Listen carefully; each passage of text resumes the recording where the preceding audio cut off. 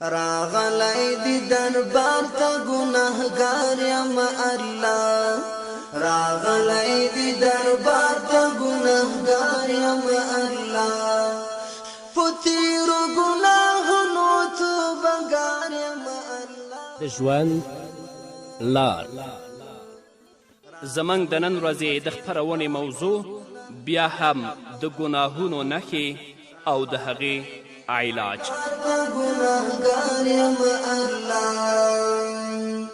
بسم الله الرحمن الرحيم. الحمد لله رب العالمين حمد الشاكرين، الصلاة والسلام على سيد الأنبياء والمرسلين سيدنا ونبينا وشفيعنا ومولانا محمد وعلى آله وأصحابه الطيبين الطاهرين. قدرمنو اوریدونکو د ژوند د لارې د خپرونې مینوالو، السلام علیکم ورحمت الله وبرکاته. ستاسو روغتیا او خوشحالي د پاک رب نه غواړم، په دې هیله چې د صحت او عافیت جامې پر تن ولرئ او خوشحالي مو په برخه وي. دا د زه محمد یاسین فهیم د ژوند د لارې د خپرونې په وړاندې کولو کې ستاسو په خدمت کې یم. زموږ د نن ورځې د خپرونې موضوع بیا هم د ګناهونو نښې او د هغوی علاج. درنو اوریدونکو، کله چې نفس او شیطان تاسو د ګناه طرف ته وهڅوي او د یوې ګناه مرتکب شئ، نو باید زر تر زره الله رب العزت طرف ته رجوع وکړئ او خپل نفس ته تاسو سزا ورکړئ. عبدالله بن ابي بکر رضی الله تعالی عنه فرمای چې ابو طلحه انصاری رضی الله تعالی عنه په خپل باغ کې لمونځ کوه. دا وخت یو مرغه په دې باغ کې والوت. دا چې باغ ډیر ګڼ و، له همدې امله دې مرغه ته د وتلو لاره ژر په لاس ورنغله. کله به یو خوا او کله بله خوا له باغ څخه د وتلو لپاره په باغ کې الوت کاوه. د حضرت ابو طلحه انصاری رضی الله تعالی عنه په دې مرغه باندې خیال شو او د دې منظرې له امله یې په مرغه کې سترګې خښې شوې او سترګې به یې له هغه سره اړولې را اړولې. ناګهانه ور یاد شو چې زه خو په لمانځه یم. خو ابو طلحه انصاری رضی الله تعالی عنه په لمانځه کې سهوه شو. دا ورته یاد نه و چې ما څو رکعته لمونځ کړی او په کم رکعت کې یم. ډیر خواشینه شو، ډیر خفه شو چې د باغ له امله په دې مصیبت کې ښکیل شو. سمدواره د نبی کریم صلی الله علیه وسلم په وړاندې حاضر شو او د ټولې پیښې د اورولو اجازت یې وغوښت. ابو طلحه انصاری رضی الله تعالی عنه نبی کریم صلی الله علیه وسلم ته فرمایي چې د دې باغ له امله زه په داسې مصیبت کې پرېوتم چې په مانځه کې سهوه شوم. له همدې امله زه غواړم چې دغه باغ د الله رب العزت د رضا لپاره د هغه په لاره کې صدقه کړم. او نبی کریم صلی الله علیه وسلم ته یې وفرمایل ای د الله رسوله ستا خوښه ده، هر چیرې چې غواړې مصرف یې کړه. هماغه و چې ابو طلحه انصاري رضی الله تعالی عنه خپل باغ د الله رب العزت په لاره کې صدقه کړ. دا هغه خپل نفس ته سزا ورکوله. همدارنګه د امیر المؤمنین سیدنا حضرت عثمان رضی الله تعالی عنه د خلافت په زمانه کې یو انصاری صحابي په خپل باغ کې چې د مدینې منورې د قف په دره کې ولمونځ کاوه. دا وخت د کجورو او د خرماو د پخېدو ښه ګرم موسم او د کجورو او د خرماو هغه غوشمې او غونچې د کجورو د ډیروالي او پخوالي له امله لاندې ځوړندې وې. نو د دې انصاري صحابي سترګې د کجورو په غونچو ولګېدلې چې ډېرې ښکلې ښکاره کېدلې. کله چې د ده خیال په غونچه کې غرق شو، نو پوه نشه چې څو رکعته لمونځ یې کړی دی. دې پیښې پرې دومره بد اغیز وکړه چې له ځان سره یې پرېکړه وکړه چې دا باغ به همدا نن او همدا اوس له منځه ویسم، ځکه چې له امله یې له دې مصیبت سره زه مخ شوم چې خپل مانځه معلومات راته نه کیږي چې ما څو رکعته کړي او زما تضرع او عاجزي د دې باغ له امله خرابه شوه. نو له همدې امله د امیر المؤمنین سیدنا حضرت عثمان رضی الله تعالی عنه په خدمت کې حاضر شو او ویلې ای امیر المؤمنینه دا باغ د الله رب العزت په لاره کې لګول غواړم، ته چې دا د خیر په هر ځای کې لګول غواړې ویې لګوه. نو امیر المؤمنین رضی الله تعالی عنه هغه باغ په 50,000 درهمه باندې خرڅ که او روپۍ په دینی کارونو کې ولګولې. نو د دې مال او باغ نوم 50 کېښودلی شو، یعنی هغه باغ چې په 50,000 روپیو باندې خرڅ شوی. دا د غوره ایمان او غوره غیرت نښه ده چې په لمانځه کې د یوې خبرې له امله د دومره قیمتي باغونو صدقه کول د دوی لپاره کومه لویه خبره نه وه، ځکه دوی ته د دوی ایمان اجازه نه ورکوله چې د الله رب العزت د اطاعت پرته دې د بل شي په اړه فکر وکړي. یو هغوی و چې په مانځه کې د یو معمولي غوندې خیال له امله په زرګونو روپو تاوان ته زړه ښه کاوه، خو د الله رب العزت د یاد څخه غفلت یې نشو زغملی. او یو د نن سبا خلک او مسلمانان دي چې پرته له سوچونو او فکرونو ورته لمونځ خوند نه ورکوي. الله رب العزت دې زموږ او ستاسو په حال رحم وکړي. موږ داسې نه کوو چې ځان لمانځه لپاره اوزګار کړو، بلکې داسې وایي چې د نورو کارونو نه کله اوزګار شو بیا به مانځه ته مخه کوو، موږ به مونځ کوو. نو راځئ ګناه ته شا کړئ، تقوا خپله کړنلاره وګرځوئ، د الله رب العزت ویرې ته په خپل زړه کې ځای ورکړئ، په خپلې توبه او د الله رب العزت په ویرې باندې د خپلو ګناهونو علاج وکړئ. حضرت علی کرم الله وجهه فرمایي په هر کس کې چې دغه 4 خصلتونه پیدا شول هغه د دنیا او د آخرت بریالیتوب بیا موند. اول ورع یعصمه عن محارم الله، داسې تقوا چې دا د حرامو څخه بچ وساتي. حسن خلق یعیش به فی الناس، ښکلي اخلاق چې له امله یې دا د خلکو په منځ کې سکونت اختیار کړي. او حلم یرد به جهل جاهل، حلم او بردباری چې له امله یې دا د جاهلو حماقت لرې کړي. زوجة صالحه تعینه علی امور الدنیا والآخره، نیکه میرمن چې په دنیوي او اخروي کارونو کې له ده سره مرسته وکړي. ځینې داسې خلک وینو چې ځان ته متقیان وایي خو د حرامو نه ځان بچ نه ساتي. داسې خلک هم وینو چې ځان د ښایسته اخلاقو خاوند بولي خو د خلکو په منځ کې سکونت نشي کولی. ځان ته بردبار او صابر وایي خو لاکن د خپل حلم او بردباري له امله د جاهلو حماقت نشي لرې کولی. الله رب العزت دې موږ ته داسې تقوا راکړي چې د خپلې تقوا په وسیله باندې موږ د حرامو نه ځان وژغورو. الله رب العزت دې موږ ته داسې ښایسته اخلاق راکړي چې د خپلو اخلاقو په واسطه باندې په ټولنه کې محبوب وګرځو او د محبوبیت ترڅنګ د هغو په منځ کې ژوند اختیار کړو. الله دې داسې حلم او بردباري او صبر راکړي که یو جاهل ناپوه او نادان موږ ته یوه خبره کوي په خپل صبر په خپل حلم او په خپل بردباري باندې د هغه جاهل حماقت لرې کړو.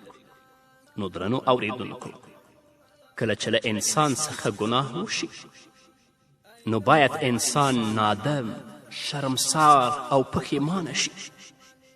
موږ داسې نه وایو چې ګناه کیدل دې ناشونې او ناممکنه وي، خو داسې ضرور وایو کله چې له انسان څخه ګناه وشي نو باید زر تر زره توبه وکړي او په خپلو ګناهونو باندې پښیمانه شي. انسان باید د خپلې ګناه علاج وکړي، په ګناه باندې اعتراف وکړي، په ګناه باندې پښیمانه کیدل او له ګناه څخه توبه کول دا د ګناه علاج دی. که یو سړی ګناه کوي خو په خپلې ګناه باندې نه پښیمانه کیږي، که یو سړی ګناه کوي او په خپلې ګناه باندې اعتراف نه کوي، که یو سړی ګناه کوي او له خپلې ګناه څخه توبه نه کوي، هغه دې په دې باندې پوه شي چې د خپلې ګناه علاج یې نه دی کړی، شیطان یې خوشحاله کړی او خپل رب یې له ځان نه خفه کړی.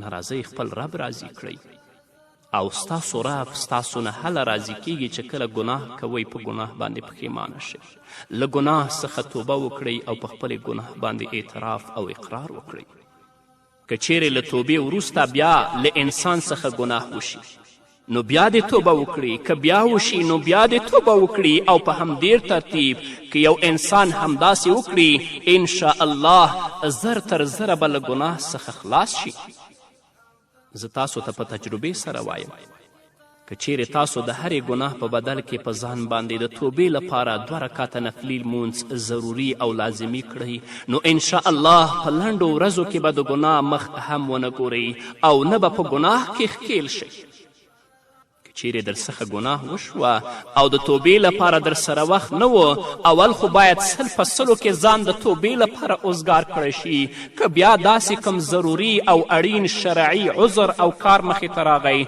نو ګناهونه له ځان سره یاد وساته او کله چې فارغه شوې نو د هرې ګناه په بدل کې 2 رکعته لمونځ وکړه انشاءالله په لنډو ورځو کې به در سره نفس سوله وکړي او شیطان به در څخه منډې وهي خو نن ورځ چې موږ د ګناه پسې ګناه کوو په خپل ګناه باندې خفه کیږو نه نن ورځ چې موږ ګناه پسې ګناه کوو په خپلې ګناه باندې اعتراف نه کوو نن ورځ چې موږ ګناه پسې ګناه کوو د توبې هغه فرصت موږ او تاسو له لاسه ورکوو او ځینې خو داسې هم شته چې نن ګناه وکړي سبا توبه سبا ګناه بله ورځ بیا هم توبه پوره عزم او استقامت نه لري نو الله رب العزت دې د داسې خلکو په حال باندې رحم وکړي الله رب العزت دې د کلکې توبې توفیق ورکړي همدارنګه درنو اوریدونکو د انسان لپاره پکار ده چې هغه له ځان سره فکر وکړي چې د سبا لپاره څه تیار کړي دي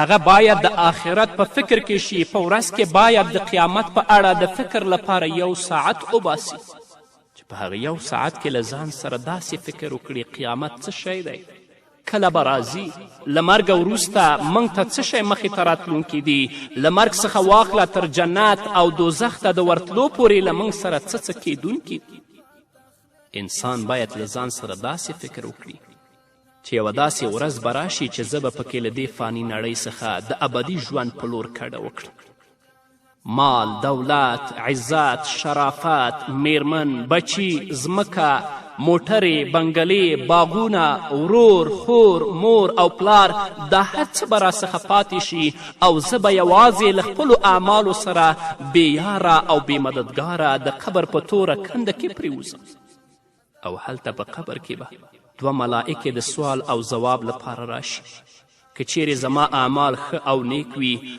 نو په ښه ښکلي صورت کې به راشي او که الله رب العزت مکړه اعمال مې بد وي نو په داسې حیبتناکه او ویرونکي څیره کې به راشي چې زړونه پړق شوي په ډیر ویرونکي آواز سره به پوښتنه وکړي چې ستا رب څوک ستا دین څه دی او ستا نبي څوک دی نو راځئ درنو اوریدونکو ګناهونو ته شا کړئ تقوا اختیار کړئ تر څو الله رب العزت هغه سخت حالات په موږ او تاسو باندې آسانه کړي او د هغو 2 ملائکو په سوال کې الله رب العزت موږ او تاسو کامیابه کړي په همدې هیله درنو اوریدونکو نور به م واورو خو د یوې دمې نه وروسته تا تل یم نازولی په بې شمېره نعمتونو تا تل یم نازولی په بې شمېره نعمتونو تا تل یم نازولی په بې شمېره نعمتونو خو زه یم چې شکر ته تل خوار یم الله خو زه یم چې شکر ته تل خوار یم الله په تېرو ګناهونو توبهګار یم الله راغلی دی دربار ته ګنهګار یم الله راغلی دی دربار ته ګنهګار یم الله په تېرو ګناهونو توبهګار یم الله راغلی دی دربار ته ګنهګار یم الله راغلی دی دربار ته ګنهګار یم الله درنو اوریدونکو بیا هم زموږ سلامونه ومنئ. نو ګرانه وروره، خپل نفس ته ووایه ای زما نفسه، په هغه بېیاره او بې مددګاره ځای کې به ته څه وایې؟ هلته به ستا هیڅ یار او مرسته کوونکی نه وي پرته له خپلو نیکو اعمالو. که ستا اعمال نیک ول، ژوند دې د الله رب العزت د کلام په رڼا کې او د نبی کریم صلی الله علیه وسلم د احادیثو په رڼا کې تیر کړی وي، نو هلته به دې ځوابونه سم او برابر وي. چې کله دې ځوابونه سم او برابر ول، الله رب العزت به د جنت کړکۍ تا ته ستا په قبر کې خلاصه کړي. او که الله مکړه په ځوابونو کې د ژبه بنده شوه، نو قبر به درته د اور لمبه شي. نو که غواړې چې ستا په قبر کې الله رب العزت تا ته جنت طرف ته کړکۍ خلاصه کړي، راځه ګناهونه پرېږده، الله ته متوجه شه، د الله نه وویرېږه، په کړو ګناهونو باندې توبه وباسه. او که د دنیا په ژوند باندې دوکه شوې، د دنیا ژوند ته دې ژوند ویلې، ګناه ته دې ګناه نه ویله، ثواب ته دې ثواب نه ویلې، نو هلته به د ملائکو په سوالونو او په ځوابونو کې ناکامه یې او ستا قبر به تا ته د اور لمبه شي. الله رب العزت دې موږ ترې وساتي. له دې وروسته به د قیامت په ورځ له قبر څخه پاڅول کیږي او تا ته به ستا عملنامه درکول کیږي، هغه عملنامه چې په هغې کې ستا ټول ښه او بد لیکل شوي وي. هلته به ته د ټول عمر حساب ورکوې.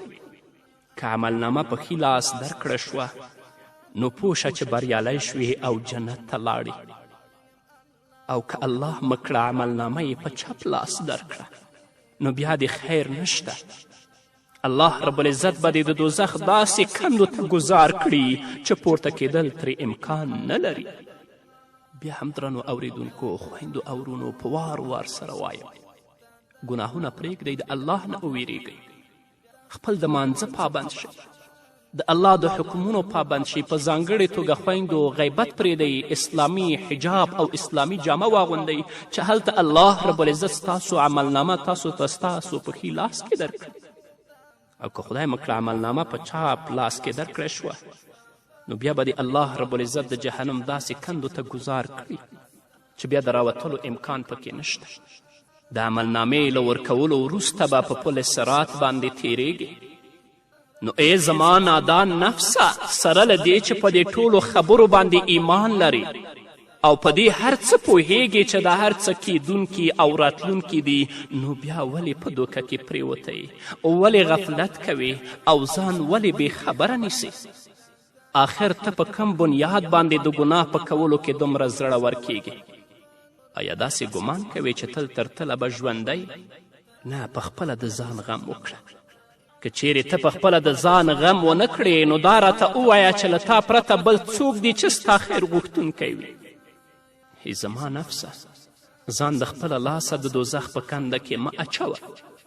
پاڅه او سر له نن څخه د ځان غم وکړه او د آخرت د تل پاتې ژوند لپاره تیاری وکړه. که رب در څخه ناراضه وي، نو پخلا یې کړه، او که په ځان پوهې چې د رب نافرمانی دې نه ده کړې، نو پام چې در څخه ناراضه نشي. که چیرې هر انسان په ورځ کې ساعت نیم ساعت داسې فکر لپاره وباسي، نو زه په دعوا سره وایم که الله رب العزت وغوښتل، په ورځ دوو کې به مو د ژوند لاره بدله شي. په زړه کې به مو ویره پیدا شي او د ویرې پیدا کېدو سره سم به له تاسو سره د خپلو کړو ګناهونو څخه د توبې کولو فکر هم پیدا شي. که داسې تاسو وکړل، نو په راتلونکي کې به نیک کارونه تاسو ته آسانه شي او په آساني سره به یې کولی شئ. او که خدای مکړه غفلت و، بې اعتنایي وه، په ګناه باندې اصرار و، بیا به نه د الله رب العزت ویره ستا په زړه کې وي او نه به ته د توبې فرصت پیدا کړې او نه به دا وخت تا ته پیدا شي چې ګناه پرېږدې او نیک کارونه وکړي. الله رب العزت دې زموږ او ستاسو په حالاتو باندې رحم وکړي. همدارنګه د سهار یا ماسخوتن له مانځه څخه وروسته لږ وخت کښېنه، سر ځوړند کړه، له ځان سره محاسبه وکړه چې څه دې کړي دي. بیا الله رب العزت ته په زاریو شه او ووایه ای زما ربه، زه د نفس او شیطان څخه مغلوب شوی یم. دا زما د هرې ورځې کار او ژوند دی. یعنی خپل رب ته د خپلې مجبوري او بېوسي په وړاندې کولو سره ووایه ای الله زه د څلورو اړخونو څخه په ګرداب کې نښته یم. ای الله زه خو تش په خولې باندې مسلمان یم، خو لکه څنګه چې ستا د دین غوښتنه ده هغسې نه یم. په مصیبتونو او کړاوونو کې بند یم، ډېر بېوسه یم، له ما سره مرسته وکړه. یا الله زما حالات بدل کړه، ما له خپل رحم څخه مه بې برخې کوه. زه ډیر عاجز بنده یم، ته ارحم الراحمین یې. زما لوی او واړه ټول ګناهونه معاف کړه. ای الله ستا وعده حق او ریښتینې ده. زه اقراري مجرم یم، زه د خپلو ګناهونو د پرېښودلو سمه پخه اراده کوم. ای الله په راتلونکي کې ته ما په خپل حفظ کې واخله. که چیرې یو انسان د لږ وخت لپاره دا عمل وکړي نو انشاء الله چې الله رب العزت به یې د ژوند لاره بدله کړي. خو افسوس، بیا هم افسوس چې موږ ګناه کوو خو ګناه ته ګناه نه وایو. بیا هم افسوس ګناه کوو، په خپلې ګناه باندې خفه کیږو هم نه چې څه مو کړي دي. ګناه کوو خو توبه نه وباسو، د الله رب العزت طرف ته رجوع نه کوو. مخکې له دې چې یو مسلمان ګناه ته نږدې کیږي باید په دې باندې ځان پوه کړي چې یو مسلمان د الله رب العزت په وړاندې څومره اهمیت او درجه لري. الله فرمایي ولعبد مؤمن خیر من مشرک ولو اعجبکم. یو مسلمان غلام د آزاد مشرک نه ډیر غوره دی، که څه هم هغه مشرک تاسو ته هر څومره ښه معلومیږي. همدارنګه درنو اوریدونکو، الله رب العزت شیطان سره دښمني د انسان له عمله کړې ده. اوس به دا ډیره بده او د شرم خبره وي چې یو څوک ستا په سر له یو چا سره دښمني وکړي او ته هغه ته د ورورګلوي لاس ورکړي. نه، ګناهونه پرېږده، الله ته رجوع وکړه، خپل هغه منصب او موقف وپېژنه تر څو ستا رب ستاسو نه راضي شي. په همدې هیله درنو اوریدونکو، دا وه زموږ د نن ورځې خپرونه چې ستاسو درانه حضور ته وړاندې شوه. تر بلې خپرونې پورې چې زه بیا هم ستاسو درانه حضور ته راځم، تاسو ټول په لوی او بخښونکي الله سپارم. پاتې ژوند مو نیکمرغه، ښاد، بریالي او کامیاب اوسئ. عمل باندې می نصیب خپل فضل می ترې ژغوره، عمل باندې می نصیب خپل فضل می ترې ژغوره، عمل باندې می نصیب خپل فضل می ترې ژغوره. کنه سم مستحق زد فی النار یم الله، کنه سم مستحق زد فی النار یم الله. پتیرو گناهونو توبهګار یم الله، راغلی دی دربار ته ګناهګار یم الله، راغلی دی دربار ته ګناهګار یم الله. پتیرو گناهونو توبهګار یم الله، راغلی دی دربار ته ګناهګار یم الله، راغلی دی دربار ته ګناهګار یم الله. قادره مقتدره نجات راله دی لعنا، قادره مقتدره نجات راله دی لعنا، قادره مقتدره نجات راله دی لعنا. وسواسو د شیطان کې را حصار یم الله، وسواسو د شیطان کې را حصار یم الله. پتیرو گناهونو توبهګار یم الله، راغلی دی دربار ته ګناهګار یم الله، راغلی دی دربار ته ګناهګار یم الله. پتیرو گناهونو توبهګار یم الله،